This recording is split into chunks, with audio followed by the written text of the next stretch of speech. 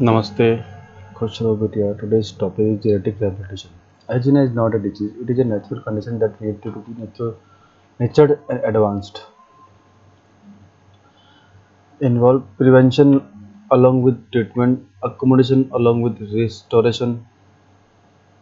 Component of genetic rehabilitation accommodation to the irreversible effect of aging require education of patient and family, prevention of disability, and the restoration of function, exercise, use it or less, loss it concept, medical treatment of impairment, cure when possible or stabilized, physiological of normal aging, body composition, gradual loss of lean tissue, loss of muscle mass, increase in fat, bone mineral is lost, postural changes of aging, progressive anterior thrust of the head, extension of cervical spine, accentuated thoracic kyphosis, straightening of lumbar spine, scapular protection, ulnar deviation of wrist, increase hip and knee flexion, and decrease in ankle dorsiflexion.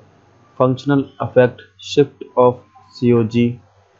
Gait man small step with wide waist, woman waiting style of gait with a narrow walking and standing base, decrease in swing phase, increase in period of double support, increase energy cost, slower walking speed, normal neurological tendency to tremor, atrophy of introitus, diminished muscle strength, increased muscle tone, diminished vibratory sensitivity, increased threshold for light touch, pain and temperature, diminished or absent ankle jerk, skin changes, decreased moisture content, decreased epidermal renewal, decreased elasticity, decreased sensitivity to touch, pain and temperature, more susceptible to joint.